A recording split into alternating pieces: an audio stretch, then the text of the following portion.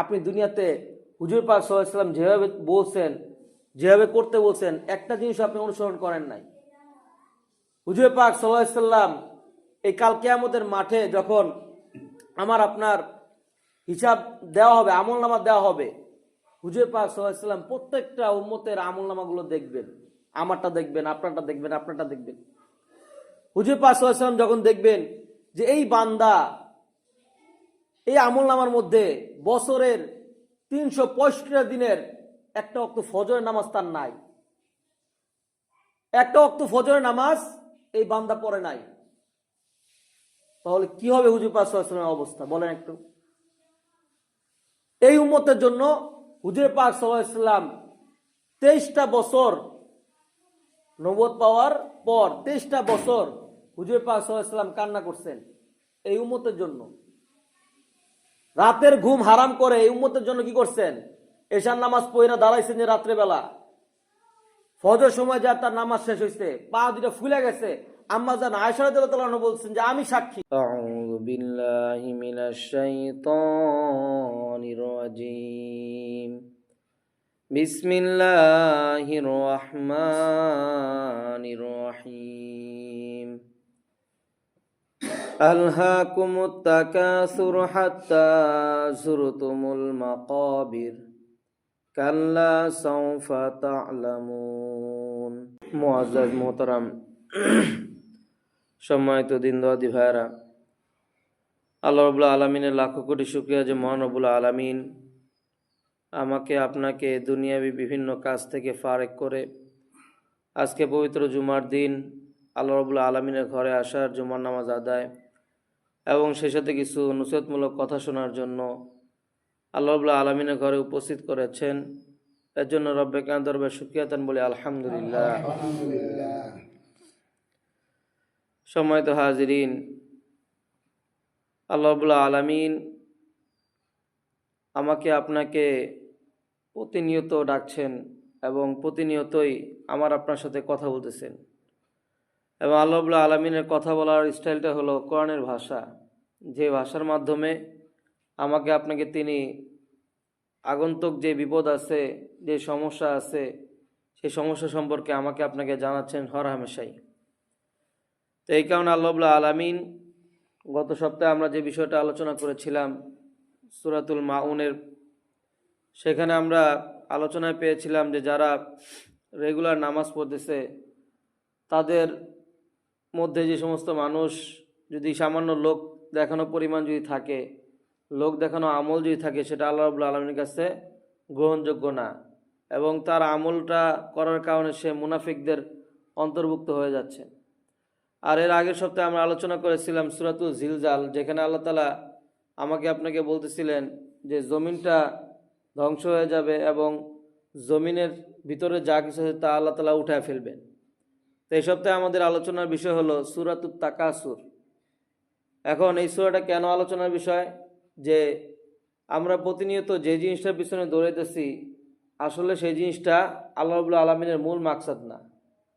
মালিক যেই কারণে আমাদেরকে পাঠাইছেন সেই জিনিস বাদ দিয়ে যদি আমি অন্য কিছু পিছনে দৌড়াদৌড়ি করি, তাহলে আল্লাহ রাব্বুল আলামিন সেই বিষয়টাকে মূলত এই সূরার মধ্যে উল্লেখ করেছেন। আপনি একটা কোম্পানির মধ্যে দেখবেন যে সেখানে মেশিনারি যেগুলো আছে, মেশিন যেই পত্রগুলো আছে, সেগুলো সিস্টেম করে দেওয়া হয় যে এই মেশিনটা এই জিনিসটাই বানাবে। এখন ওই মেশিনটা যদি ওরকম কাজটা না করে, যদি উল্টাপাল্টা জিনিস যদি বানানো শুরু করে দেয়, মালিক কী করবেন? যে ওই জিনিসটাকে ঠিক করার চেষ্টা করবেন। যদি ঠিক না হয় তাহলে সেটাকে ধ্বংস করে দিবেন, যে এই মেশিনের যে কাজ ছিল সেই কাজ ঠিকমতো সে করতেছে না। তা আল্লাহ রাব্বুল আলামিন আমার আপনার সৃষ্টিকর্তা, তিনি আমাকে আপনাকে সৃষ্টি করছেন, তিনি আমার আপনার সমস্ত কিছু দেখতেছেন।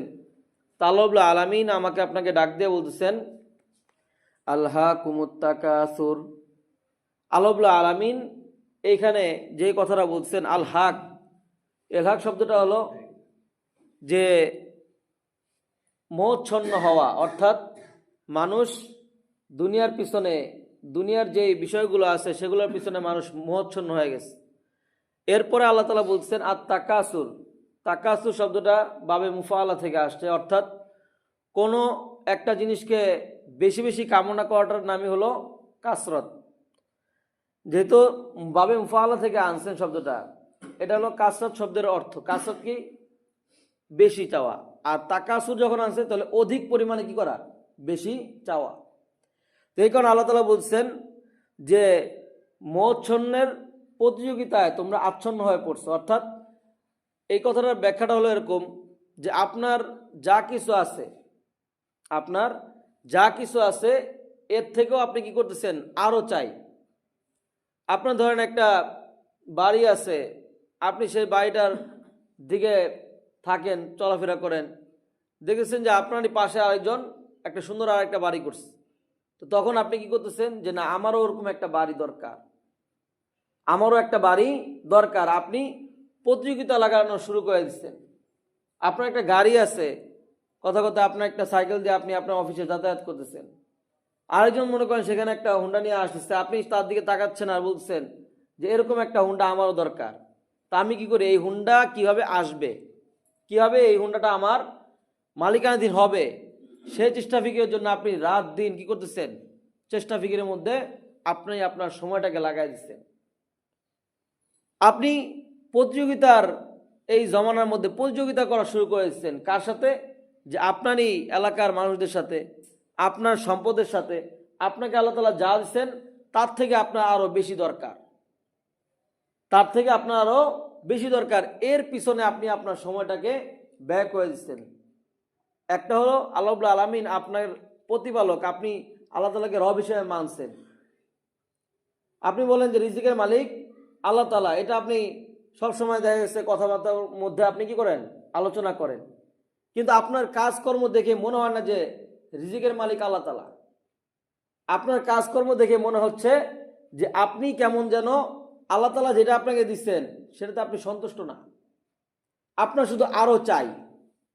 আপনি আরও পাওয়ার নেশায় আপনি আপনার সময় নষ্ট করতেছেন। আপনার একটা জুতা যেটা দিয়ে আপনি চলাফেরা করেন, এখন এটা দিয়ে সাধারণভাবে চলাফেরা গেলেই হয়, কিন্তু আপনি আরেকজনের পায়ে যখন দেখেছেন যে না, সে তো একটা জুতা পরছে, ভালো দেখা যায়, ভালো ব্র্যান্ডের একটা জুতা পরছে, আমার এটা দরকার, আপনি আপনার সময়টাকে সেই জুতা কেনার পিছনে লাগিয়ে দিচ্ছেন। কিভাবে আমার বেশি টাকা আর্নিং হবে। ঠিক এটা আমাদের সামাজিক যে সোসাইটি আছে, যে সামাজিক যে অবস্থা আছে, এটার মধ্যে পরিলক্ষিত হয়।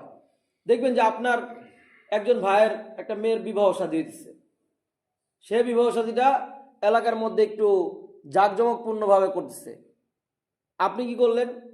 যে না, আমারও তো একটা মেয়ে আছে বা আমার একটা ছেলে আছে, আমি যে আমার সে যেরকমভাবে জাঁকজমকপূর্ণভাবে বিবাহটা দিচ্ছে, আমিও কি করবো? এর থেকে ডাবল জাঁকজমকপূর্ণ করে বিবাহ দিব।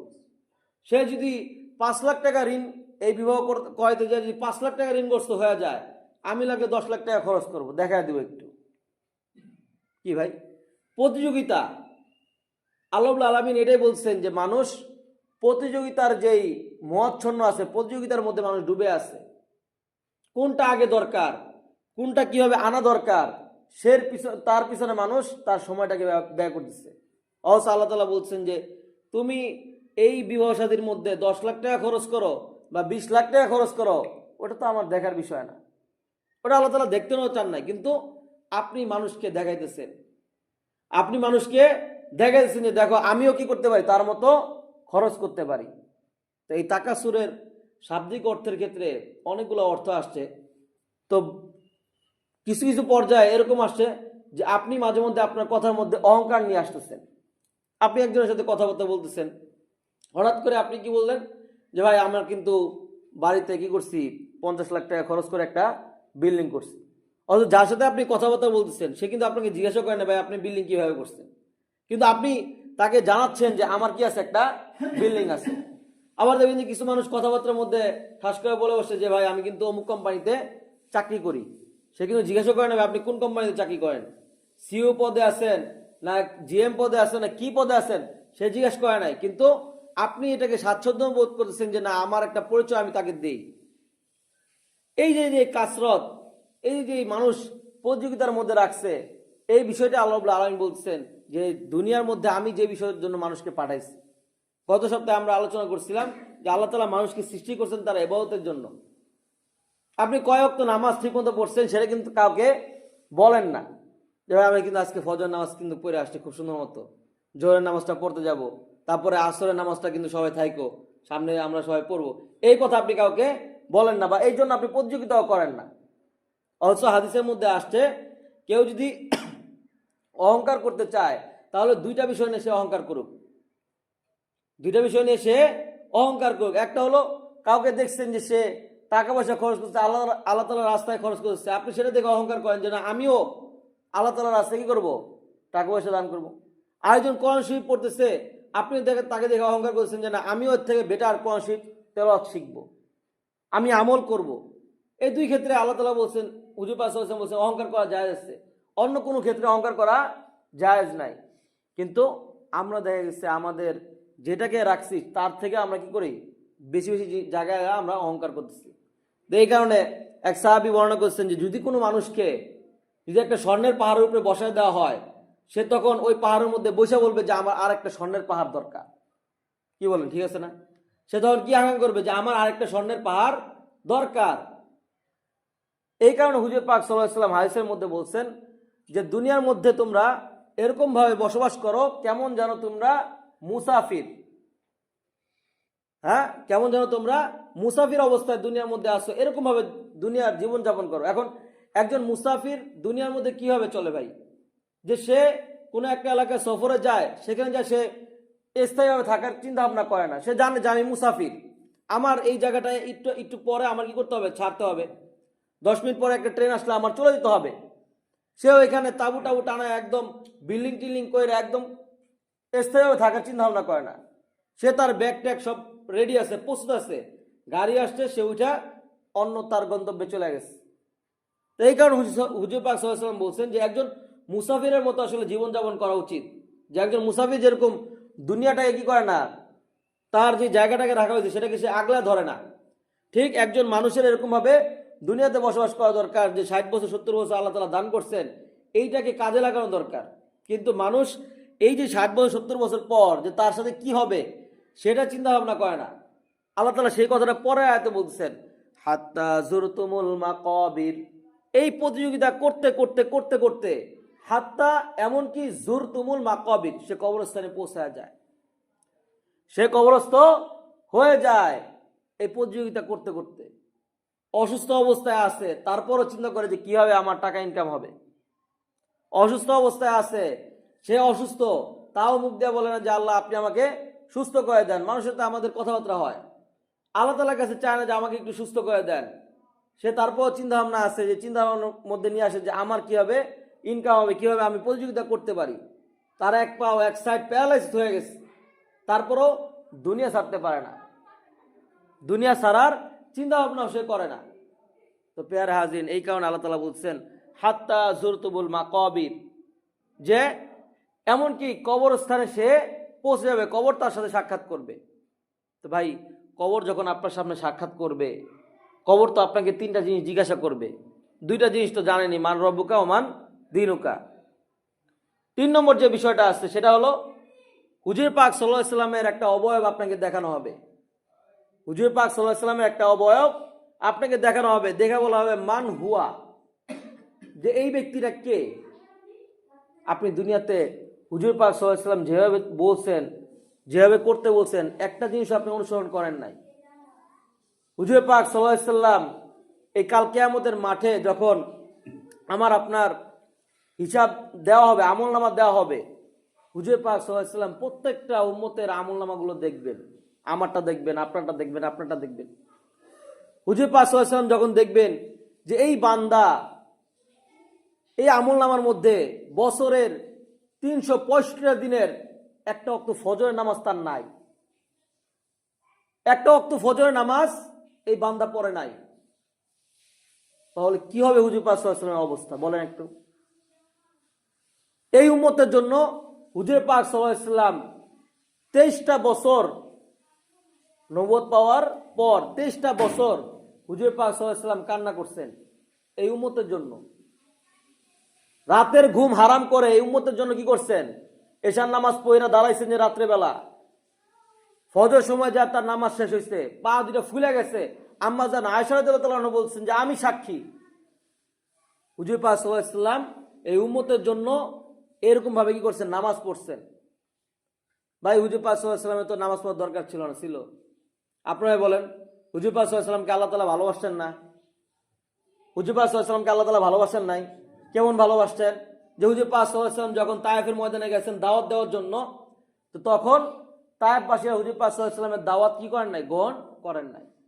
শুধু দাওয়াতই গ্রহণ করেন নাই, এমনকি হুজুর পাক সাল্লাল্লাহু আলাইহি ওয়াসাল্লামকে তারা আঘাত করা শুরু করছেন। এলাকার দুষ্ট ছেলে যারা আছে, বকাটে ছেলে যারা আছে, রংবাজ যারা আছে, তাদেরকে হুজুর পাক সাল্লাল্লাহু আলাইহি ওয়াসাল্লামের পিছনে লাগাই দিচ্ছেন যে মারো, পাথর মারো। এই কি দাওয়াত নিয়ে আসছে? লা ইলাহা ইল্লাল্লাহ মুহাম্মাদুর রাসূলুল্লাহ, এই দাওয়াত নিয়ে আসছে আমাদের কাছে, মারো তাকে, পাথর মারো।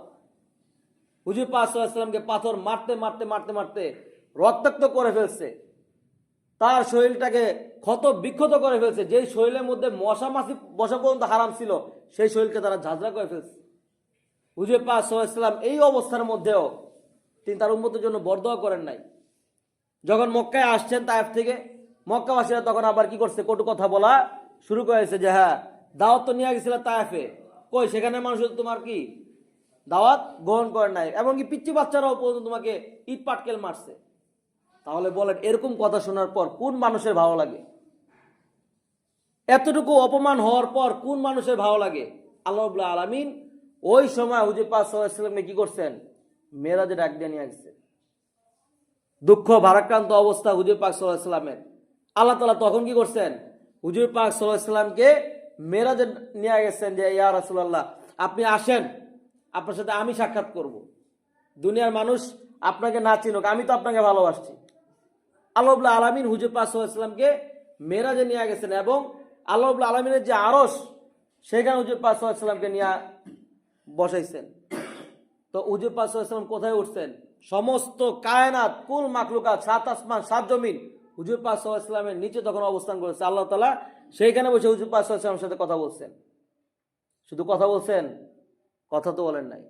কথা বলার পর হুজুর পাক সাল্লাল্লাহু আলাইহি ওয়াসাল্লাম যখন ফিরে আসবেন, তখন হুজুর পাক সাল্লাল্লাহু আলাইহি ওয়াসাল্লাম আল্লাহ তাআলার কাছে বলছেন যে হে আল্লাহ, আপনি আমার উম্মতের জন্য কি দিচ্ছেন? আমাকে তো আপনি সম্মানিত বানাইছেন, আমাকে আপনি ভালোবাসছেন, তা আমার উম্মত ওই আরশে যায় আপনার কথা ভুলে নাই, ওই আরশের মধ্যে যায় আপনার কথা ভুলে নাই, আমার কথা ভুলে নাই। জিজ্ঞেস করছে আমার উম্মতের জন্য আপনি কি দিচ্ছেন, কি কি উপহার দিবেন?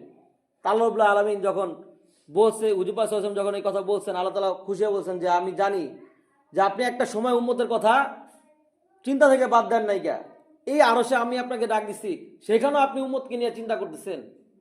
তো জান আপনার উম্মতকে আমি 50 ওয়াক্ত নামাজ উপহার স্বরূপ দিয়ে দিলাম। হুজুর পাক সাল্লাল্লাহু আলাইহি ওয়াসাল্লাম কথা বলেন নাই। 50 ওয়াক্ত নামাজ পাওয়ার পর হুজুর পাক সাল্লাল্লাহু আলাইহি ওয়াসাল্লাম সেখান থেকে ফিরে আসতেছিলেন।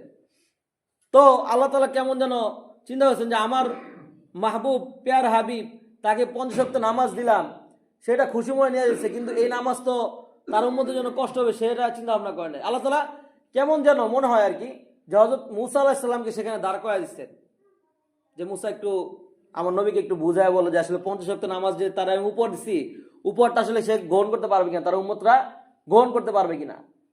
মুসা আলাইহিস সালাম বারবার বারবার বলছেন যে ইয়া রাসূলুল্লাহ, যে আপনি 50 ওয়াক্ত নামাজ পাইছেন, ঠিক আছে, উপহার, এটা আপনার উম্মতরা পারবে না, আপনি যান, বারবার যান।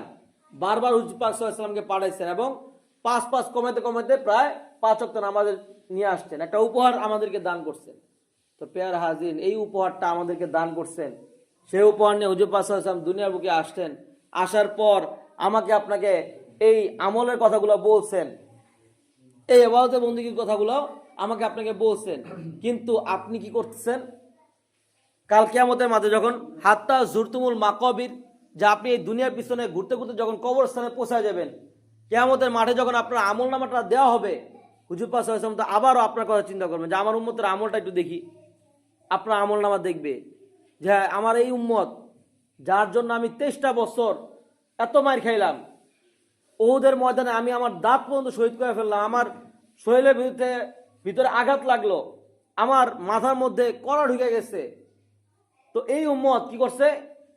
বছরে 365 দিন তার ফজরের নামাজ নাই, তার ফজরের নামাজ কি নাই, তার জোহরের নামাজ নাই, তার আসরের নামাজ নাই। সে 40টা বছর হায়াত পাইছে, এই 40 বছরের ভিতরে সে একটা বারও সত্য কথা বলে নাই। ব্যবসা করছে সে ব্যবসার ভিতরে মালের মধ্যে সে কম বেশি করছে, ওজনের মধ্যে সে কম বেশি করছে। এই উম্মত যার জন্য আমি এতটা কষ্ট করলাম, সারা রাত্র নামাজ দাঁড়ায় আমি আমার পা ফুলা ফেললাম আমার উম্মত করতে করতে, আর সেই উম্মতের আমল নামা আজকে কি?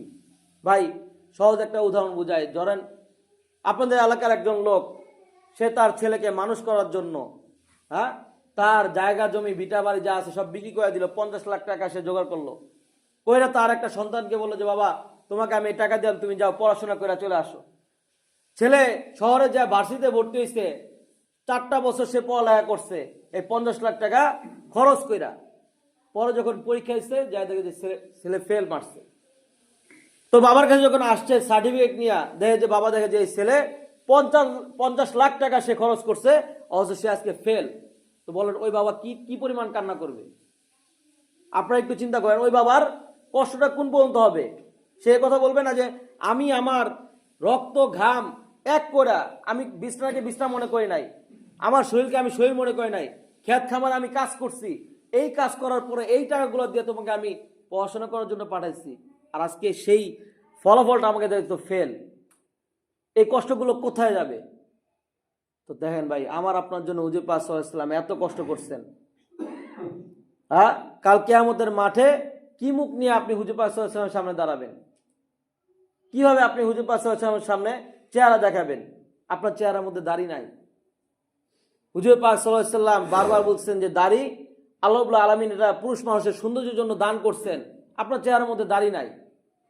আল্লাহ তাআলা মহিলা মানুষদেরকে দাড়ি ছাড়া বানাইছেন আর পুরুষ মানুষকে দাড়ি দিয়া বানাইছেন। আপনি বারবার দাড়ির মধ্যে কি করছেন? ব্লেড দিয়ে পৌঁছছেন।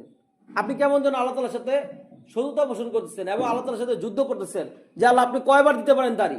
আমি 30 বছর পর্যন্ত দাড়ি কাটবো। কতবার দিবেন দাড়ি? আমি 30 বছর পর্যন্ত আমি আমার দাড়িগুলোকে কাইটা ফেলাবো। আপনি হুজুর পাক সাল্লাল্লাহু আলাইহি ওয়াসাল্লামের ছবি দেখার পর কিভাবে আপনি কবরের মধ্যে উত্তর দিবেন যে মান হুয়া, তিনি হলেন হুজুর পাক সাল্লাল্লাহু আলাইহি ওয়াসাল্লাম? তার সুন্নতটা পর্যন্ত আপনার মধ্যে নাই। 30টা বছর আপনি কি করছেন?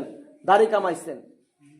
আপনি যৌবনের শুরু থেকে সিগারেট খাওয়া শুরু করেছেন, আজকে বৃদ্ধ অবস্থা, তারপর আপনি কি করতে পারেন না? সিগারেট ছাড়তে পারেন না। অবশ্য হুজুর পাক সাল্লাল্লাহু আলাইহি ওয়াসাল্লামের সামনে আপনি এই সিগারেট আলা মুখ নিয়ে আপনি যাবেন দেখা করতে, এই দুর্গন্ধ আলা মুখ নিয়ে আপনি যাবেন দেখা করতে। হুজুর পাক সাল্লাল্লাহু আলাইহি ওয়াসাল্লাম আপনাকে দেখবেন আর চিনবেন, হয় আপনি হুজুর পাক সাল্লাল্লাহু আলাইহি ওয়াসাল্লামকে দেখে চিনবেন, না হলে হুজুর পাক সাল্লাল্লাহু আলাইহি ওয়াসাল্লাম আপনাকে দেখে চিনবেন না।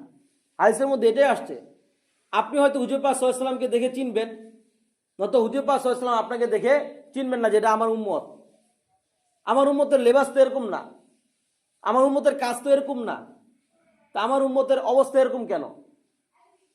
কোন মুখ নিয়ে আল্লাহ তাআলার কাছে যা বলবে যে হে আল্লাহ, আপনি যেই নবীকে আরশ আজিমে উঠাইছিলেন, এত ভালোবাসছিলেন, সেই নবীর উম্মতের এই যে আমল নামা, এই আমল নামার মধ্যে তাকে আপনি 60 বছর দিছিলেন, এই 60টা বছর সে কি করছে?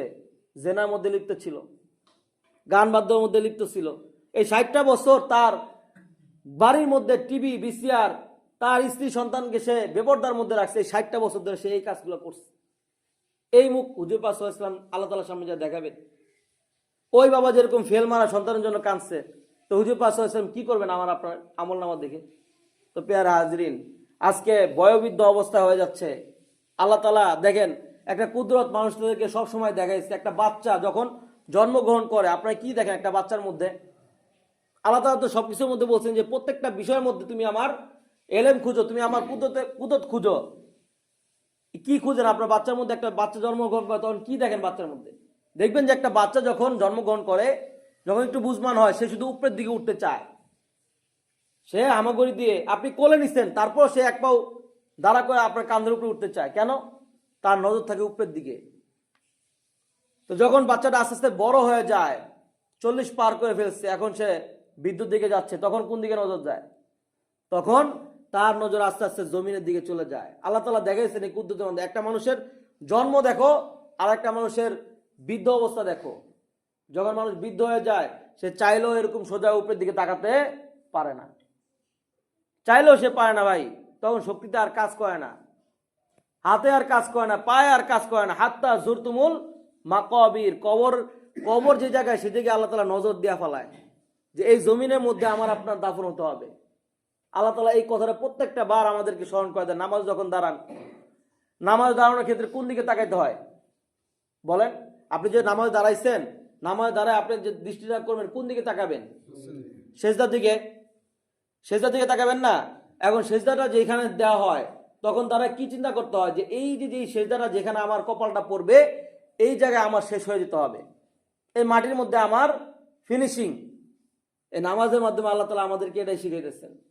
আপনি যখন রুকু দেন আপনার দুই পায়ের মাঝখানে তাকাইতে হয়, বৃদ্ধাঙ্গুলি দিয়ে তাকাইতে। কেন তাকাইতে হয়? যে এইখান থেকে আপনার জান নেওয়াটা শুরু হবে। আপনার দুই পায়ের যে বৃদ্ধাঙ্গুলি সেখান থেকে আপনার জান নেওয়াটা শুরু হবে। এটা আল্লাহ তাআলা বারবার আপনাকে স্মরণ করে দিচ্ছেন, কিন্তু আপনি তো খেয়াল করেন নাই। আপনি যখন দুই হাঁটু ফেলায় যখন বসেন নামাজের শেষ ওয়াক্তে যায়, আপনি তখন তাকাইতে হয় কোন দিকে ভাই? কোলের দিকে। আপনার কোলটা তখন কি ভরা থাকে? সম্পদ দিয়ে ভরা থাকে তখন কোল থাকে না, কি থাকে?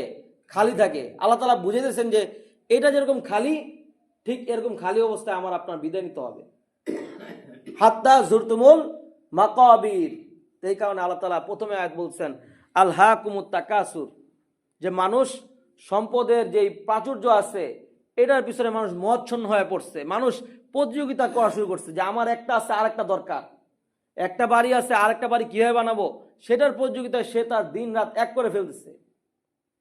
হাত্তা জুরতুমুল মাকাবির, এই প্রতিযোগিতা করতে করতে একটা সময় তার কবরস্থানে চলে আসবে এবং তার খেয়াল হবে না যে আমি তো কবরস্থানের যাত্রী, কবরস্থানে কিভাবে চলে আসলাম। আল্লাহ তাআলা এই কথাটাকে গুরুত্ব দেওয়ার জন্য তারপর বলছেন কাল্লা সাউফা তাআলামুন, অচিরেই। কাল্লা মানে কি ভাই? অচিরেই। সাউফা এটাও আরেকটা তাকিদ, দুইটা তাকিদ দিচ্ছেন। কাল্লা সাউফা তাআলামুন, অচিরেই এটা হবে, শীঘ্রই এটা মানুষ জানতে পারবে। আলিমা আলামত জানা, মানুষ জানতে পারবে যে অচিরে তার সামনে কবর আছে, তার সামনে কিয়ামত আছে, এটা মানুষ কি অচিরেই জানতে পারবে। এরপরে আল্লাহ তাআলা আবার এই কথাটা আবার রিপিট করছেন, সুম্মা কাল্লা সাউফা তাআলামুন, অচিরেই মানুষ, অতঃপর অচিরেই মানুষ এটা জানতে পারবে। আল্লাহ তাআলা তারপর বলছেন কাল্লা লাউ তাআলামুনা ইলমাল ইয়াকিন, যে সাবধান। আল্লাহ তাআলা এখানে আবার একটু সাবধান করতেছেন, তোমরা নিশ্চয়ই জ্ঞান থাকলে অবশ্যই তোমরা মোহচ্ছন্ন হতে না। আপনি যদি জ্ঞান থাকতো ভাই, আপনার যদি ভালো স্বাভাবিক আপনার জ্ঞান থাকতো তাহলে আপনি দুনিয়ার পিছনে পড়তেন না। সাহাবায়ে কেরামরা কি দুনিয়া বুঝেন নাই? তারা তো বুঝছেন। তারা কি ব্যবসা বাণিজ্য করেন নাই? করছেন। তারা কি স্ত্রী সন্তান প্রতিপালন করেন নাই? করছেন। কিন্তু তাদের মূল টার্গেট ছিল আমাদের আখেরাত। মূল টার্গেটই কি ছিল? আমাদের আখেরাত। আল্লাহ তাআলা বুঝতে বুঝতে কোরআন শরীফে প্রায় কত জায়গায় নামাজের কথা বলছেন, আপনার আমলনামার মধ্যে নামাজ নাই। কত জায়গায় গুনাহের কথা ছাড়ার কথা বলছেন, আপনার আমলনামায় গুনাহ ছাড়ার কোনো চিন্তা ভাবনা নাই। আল্লাহ তাআলা দেখেন, যারা মানুষ গুনাহ করে, দেখেন আপনাদেরকে একটু সহজ জিনিস বুঝাই। আল্লাহ তাআলা গুনাহ এবং নেকের কাজ দুইটা একটা কয়েনের দুই পিঠ করে রাখছেন। আপনি যেখানে মজা পাইতেছেন গুনাহ করে, ওটার হালাল সুরত আল্লাহ তাআলা রাখছেন। আপনি একটা মহিলা মানুষের দিকে তাকায় মজা পাইতেছেন, হ্যাঁ, একটা বেগানা নারীর দিকে তাকায় আপনি মজা পাইতেছেন। তো আপনাকে যদি সারা পৃথিবীর সমস্ত মহিলাকে উলঙ্গ করে দেখানো হয়, আপনি কি ভাবেন না আপনার স্বাদ মিটবে না? কিন্তু আল্লাহ তাআলা যেটা হালাল রাখছেন, বিবাহ, যদি আপনি বিবাহ করেন, একজন স্ত্রীতে আপনি 60 বছর পার করে দিবেন, আপনি তৃপ্তি সহকারে থাকতে পারবেন। তাহলে ওইটা তো হারাম রাখছেন, হারামের মধ্যে কি নাই ভাই? শান্তি নাই। হালালের মধ্যে কি আছে? শান্তি আছে। আপনি এক গ্লাস পানি খাইলে, ভাই কথা বুঝেন, আপনি এক গ্লাস পানি খেলে আপনার কি হয়ে যায়? তৃষ্ণা মিটা যায়। কিন্তু সারা দুনিয়ার সমস্ত সাগরকে যদি মদ বানায় আপনাকে পান করে দেওয়া হয়, আপনার তৃষ্ণা মিটবে না। যে ব্যক্তি মদ খায়, যে ব্যক্তি এই নেশাজাতীয় জিনিস খায়, তাকে যদি সব কিছু দিয়ে যদি একসাথে খাওয়া দেওয়া হয়, তারপর তার কি তৃষ্ণা মিটে না, তার সে আরো চায়। সে কেমন যেন রাক্ষসে পরিণত হয়ে গেছে। অথচ এক গ্লাস হালাল পানি দিয়ে আপনার কি তৃষ্ণা নিবারণ হয়ে যায়। ঠিক এরকম ভাবে সুদ, যেটাকে হারাম করা হয়েছে, সারা দুনিয়া থেকে আপনি সুদ কামাই করছেন, আপনি শান্তি পাবেন না। আপনি সুদের টাকা গ্রহণ করতে করতে আপনার রাত্রেবেলা কি হবে না ভাই? ঘুম হবে না। আজকে আপনি যান ফার্মাসি, যে সমস্ত জায়গায় ওষুধ বিক্রি করে যায়, জিজ্ঞেস করেন, দেখবেন যে ঘুমের ওষুধের দাম বেশি। কেন ভাই? এর কাছে তো টাকা আছে, তারপর ঘুমের ওষুধ কেন চায়? ঘুমও তো ভাই আপনার আল্লাহ তাআলার নেয়ামত। ঘুম কি আল্লাহ তাআলার নেয়ামত? তার এখন ঘুমই আসে না। টাকা পয়সা এই পরিমাণ কামাইছে, তার এখন কি আসে না ভাই? ঘুম আসেই না। তাহলে আপনার এই টাকা কামায় লাভটা কি হলো? আপনি যদি শান্তিতে একটা 2-4 ঘন্টা যদি ঘুমাইতে না পারেন, ঘুমাইতেছেন কিন্তু আপনার জ্ঞানের মধ্যে না যে আমি ঘুমাইতেছি, অজ্ঞান অবস্থায় আপনি ঘুমাইতেছেন। অবশ্য আল্লাহ তাআলা কোরআনের মধ্যে বলেন সূরা নামার মধ্যে যে আমি এই ঘুমটাকে রাখছি কি কারণে, যে আরামের জন্য রাখছি। আপনার আরামই হয় না, ঘুম থেকে ওঠার পর আরো আপনার কি হয়, শুরু হয়ে যায়, ব্যায়াম শুরু হয়ে যায়। ঠিক এরকম ভাবে যত গুনাহ দেখবেন, গুনার বিপরীতে আল্লাহ তাআলা ভালো কাজগুলো রাখছেন। আপনি টাকা জুয়ার মধ্যে উড়াইতেছেন, ওইটাতে উড়ে আপনার শান্তি হয়েছেন। আপনি 1 লাখ টাকা দিচ্ছেন, 10 লাখ টাকা আবার সেখানে হারিয়ে আসছেন। অথচ এর পরিপ্রেক্ষিতে আল্লাহ তাআলা কি করছেন, হ্যাঁ তুমি খরচ করবা, জাকাতের মধ্যে খরচ করো, একটা গরিব মানুষকে দিয়ে দেখো কিরকম প্রশান্তি লাগে, কিরকম শান্তি লাগে।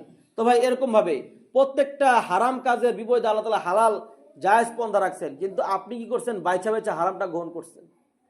আপনি বাইচা বাইচা হারামটা গ্রহণ করছেন। এই কারণে আল্লাহ তাআলা বলছেন কাল্লা লাউ তা'লামুনা ইলমাল ইয়াকিন, যদি তারা জানতো যে এই যেই কাজটা তারা করছে এটা খারাপ। আল্লাহ তাআলা বলছেন লা তারাউন্নাল জাহিম, অবশ্যই তারা জাহান্নামকে দেখতে পাবে। মানুষরা যে তাদের সময়টাকে নষ্ট করেছে খারাপ কাজের পিছনে, অবশ্যই জাহান্নাম তাদের সামনে চলে আসবে। সুম্মা লা তারাউন্নাহা আইনাল ইয়াকিন, আবারও বলি, আল্লাহ তাআলা আবারও বলতেছেন তোমরা ওটাকে দেখবে এবং সচক্ষে জাহান্নামকে আপনারা দেখতে পারবে। আল্লাহ তাআলা তারপর বলছেন সুম্মা লাতুস আলুন্না ইয়াউমা ইদিন আনিন নাইম। নাইম শব্দের অর্থ হলো নেয়ামত। আল্লাহ তাআলা আপনার প্রত্যেকটা নেয়ামত সম্পর্কে আল্লাহ তাআলা জিজ্ঞাসা করবেন। আপনার হাত সুস্থ ছিল, পা সুস্থ ছিল, মাথা সুস্থ ছিল, আপনাকে আল্লাহ তাআলা খাবারের স্বাদ টেস্ট করার জন্য জিহ্বাটা বন্ধ দিছিলেন। এই যে যে নিয়ামতগুলো আল্লাহ তাআলা আপনাকে দান করছেন, এটা দ্বারা আপনি কি কি কাজের মধ্যে আপনি সময়টাকে লাগাইছেন। যেহেতু সময় কম, এই কারণে সূরার অর্থটা শেষ করে দিলাম, কিন্তু প্রত্যেকটা আয়াত নিয়ে অনেক লম্বা আলোচনা।